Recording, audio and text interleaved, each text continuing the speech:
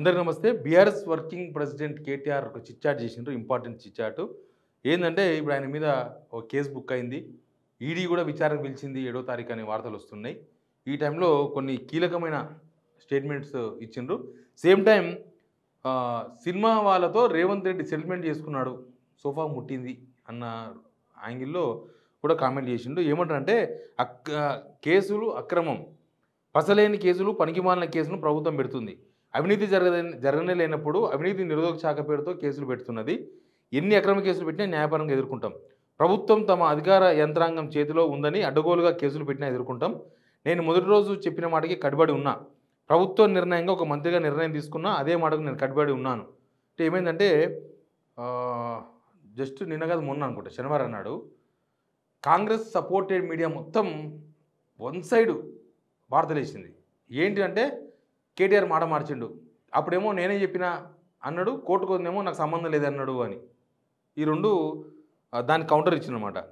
నేను మొదటి రోజు చెప్పిన మాటకి కట్టుబడి ఉన్నా, ప్రభుత్వ నిర్ణయంగా ఒక మంత్రిగా నిర్ణయం తీసుకున్నా, అదే మాటకి నేను కట్టుబడి ఉన్నా అంటున్నారు.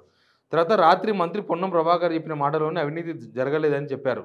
నిజానికి పొన్నం ప్రభాకర్ కూడా ఒక స్టేట్మెంట్ ఇచ్చిండ్రు. అది కూడా మీరు ఒకసారి చూడండి. పొన్నం ప్రభాకర్ ఏమంటారంటే దీనిలో అవినీతి జరిగిందని మేము చెప్పము, మేమేమి అంటలేము అని అన్నాడు. ముఖ్యమంత్రి ఫార్ములా ఈ ప్రతినిధులతో కలిసి ఫోటో బయట పెట్టడంతో ముఖ్యమంత్రి అధికారులను బ్లాక్మెయిల్ చేస్తున్నాడు. ఫోటో కూడా వచ్చింది కదా ఈ కార్ రేసుల ప్రతినిధులతోన. సంవత్సరం క్రితం పోయిన సంవత్సరం డిసెంబర్లో దిగిన ఫోటో మొన్న వచ్చింది బయటికి. ఎట్లా వచ్చిందని అధికారులు బయట పెట్టారని బ్లాక్మెయిల్ చేస్తున్నారంట. సస్పెండ్ చేస్తాను, క్రమశిక్షణ చర్యలు తీసుకుంటాను బెదిరిస్తున్నాడు. మరి ఫార్ములా ఈ వాళ్ళతో కలిసి రేవంత్ రెడ్డి వాళ్ళని ఎందుకు కేసు పెట్టలేదు? వాళ్ళతో జరిగిన సమావేశాన్ని ఒక సంవత్సరం పాటు ఎందుకు దాచి ఉంచాడు? వాళ్ళతో డబ్బులు తీసుకున్నాడని అనుమానంగా ఉంది. అనుచిత లబ్ధి పొందింది ఫార్ములా. ఈ సంస్థ వాస్తవం అయితే వాళ్ళపైన ఎందుకు కేసు పెట్టలేదు? అదే వాళ్ళ డబ్బులు కేటీఆర్ అవినీతి చేసి ఇచ్చినట్టు ఎందుకు కేసు పెట్టలేదు? అతనితో కాంట్రాక్టర్ రద్దు చేసుకోలేమని చెప్తున్న ముఖ్యమంత్రి ఫార్ములా ఏ విధంగా రద్దు చేసుకున్నాడు? అదానితో రద్దు చేసుకోలేనన్నాడు కదా, దీనే రద్దు చేసుకుని అడుగుతున్నారు. దీనికి ఏమన్నా క్యాబినెట్ అప్రూవల్ ఉన్నదా? ప్రొసీజర్ పొరపాట్లు ఉంటే సంబంధిత సంస్థల దగ్గరికి వెళ్ళాలి, కానీ అవినీతి కేసులు అని పెట్టడం వృధా. హైదరాబాద్ పేరు ప్రతిష్ట తెలంగాణ రాష్ట్రాన్ని అంతర్జాతీయ స్థాయిలో నిలిపేందుకు హైదరాబాద్ నుంచి ఫార్ములా ఈ రేసు పోవద్దన్న ఉద్దేశంతోనే డబ్బులు కట్టాం. ఈ మొత్తం వ్యవహారంలో ₹1 అవినీతి కూడా అవకాశమే లేదు, ఒక్క పైసా జరగలేదు. కోర్టులో విచారణ జరుగుతున్న నేపథ్యంలో ఈ అంశంపై మరిన్ని విషయాలు చెప్పలేను. ఏసీబీ ఎఫ్ఐఆర్ను కొట్టివేయాలని హైకోర్టులో కేసు వేశాను. అయితే ఇదే అంశం పైన ఇది ఏసీబీ ఆధారంగా కేసు నమోదు చేసింది.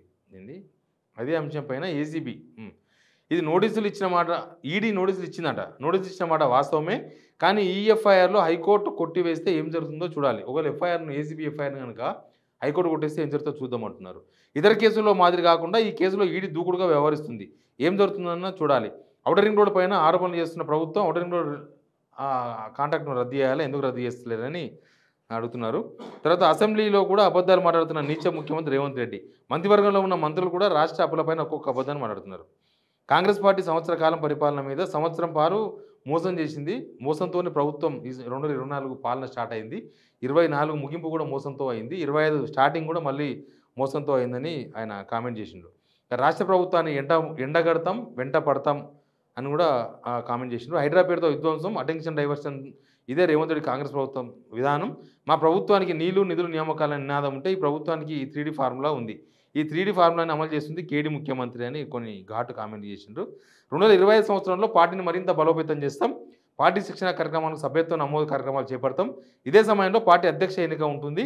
గ్రామంలో బూత్ స్థాయి నుంచి రాష్ట్ర స్థాయి దాకా ఇదే స్థాయిలో పార్టీని బలోపేతం చేస్తూ పార్టీ ఆవిర్భావ దినోత్సవం ఘనంగా నిర్వహిస్తామని ఆయన కామెంట్ చేసిండు. అల్లు అర్జున్ సినిమా వ్యవహారంలో కేటీఆర్ స్పందించిండ్రు. కొంత ప్రచారం కావాలి, ప్రజా సమస్యలపై నుంచి అటెన్షన్ డైవర్షన్లో భాగంగా సినిమా వాళ్ళపైన రేవంత్ రెడ్డి మాట్లాడారు. రాష్ట్రంలో జరిగిన మరణాలపైన రేవంత్ రెడ్డికి ప్రభుత్వానికి చిత్తశుద్ధి ఉంటే చనిపోయిన గురుకుల పాఠశాల విద్యార్థులకు, ఆటో డ్రైవర్ల కుటుంబాలకు ఎక్స్గ్రేషియా ప్రభుత్వం చెల్లించాలి. వీళ్ళందరూ చనిపోయిన వాళ్ళు కుటుంబాలు కాదు, మనుషులు కాదు అన్నట్టు సినిమా వాళ్ళ పైన పడి అటెన్షన్ డైవర్షన్ కోసం ముఖ్యమంత్రి పాకులాడారు. సినిమా వాళ్ళ నుంచి సెటిల్మెంట్ చేసుకొని ఇప్పుడు సైలెన్స్గా ఉంటున్నాడు. సినిమా వాళ్ళతో పాటు ఆత్మహత్యలు చేసుకున్న గురుకుల విద్యార్థులు, ఆటో డ్రైవర్లు, రైతన్నలు, నేతన్నల మరణాలపైన స్పందించాలి. వీళ్ళకు కూడా 25 లక్షలు ఎక్సైజ్ చేయాలని కేటీఆర్ డిమాండ్ చేస్తూ చిట్చాట్ చేసిండ్రు. ఒకటి ఏంటంటే కేటీఆర్ కేసులో ముఖ్యంగా కేటీఆర్ కేసు గురించి ఆయన స్పందించింది కదా, ఈడీ కూడా నోటీస్ ఇచ్చింది. 7వ తారీఖున కేటీఆర్ ఈడీ ముందు హాజరు కాబోతున్నారు. కానీ అంతకన్నా ముందు ఏసీబీ చేసిన ఎఫ్ఐఆర్ను కొట్టేయాలని కోర్టులో కేసు నడుస్తుంది. ఆ ఆ ఆ సంగతి కూడా మీకు తెలుసు. బహుశా 31 తారీఖు నాడు, 31 తారీఖు నాడు గనక హైకోర్టుకు ప్రభుత్వం అవినీతి జరిగినట్లుగా కనీసం మినిమమ్ ప్రాథమిక సమాచారం, ప్రాథమిక ఆధారాలు గనక సమర్పించకపోతే కోర్టు ఏ నిర్ణయం తీసుకుంటదో తెలవదు. ఇప్పటి వరకు అసలు దీనిలో అవినీతి జరిగిందండి. ఇక్కడ డబ్బులు పోయినాయి, అక్కడ డబ్బులు రీచ్ అయినాయి. మిగతా మధ్యలో డబ్బులు ఎక్కడ పోయినాయి అనే దాన్ని వీళ్ళు ప్రూవ్ చేయకపోతే. ఎందుకంటే వాళ్ళు ఆల్రెడీ డబ్బులు మా దగ్గర ఉన్నాయని చెప్తున్నారు అవతల కార్ రేస్ వాళ్ళు. కాబట్టి ఈ డబ్బుల్లో ఎక్కడ ఈ కేసులో ఎక్కడ అవినీతి జరిగింది. ప్రొసీజర్ ల్యాబ్స్ వేరు. ఒకవేళ సిస్టమ్‌లో తప్పు పడితే అది డిపార్ట్‌మెంటల్ చర్యలు తీసుకోవాలి. అంతకు మించి పెద్ద కేసేం కాదు. కానీ ఇక్కడ యాంటీ కరప్షన్ బ్యూరో ఎంటర్ అయింది కదా! Plus ED enforcement directorate enter అయింది కదా! కాబట్టి ఇక్కడ 31 తేదీన కోర్ట్‌లో ఏం జరుగుతుందో చూస్తే మనకు మిగతా సీన్ అంతా అర్థమైతది. కేటీఆర్ చెప్పింది ఇది. వాళ్ళ వర్షన్ అది. వాళ్ళ వర్షన్ మనకు తెలుసు కదా! చూద్దాం ఏం జరుగుతుందో. Please subscribe signal TV.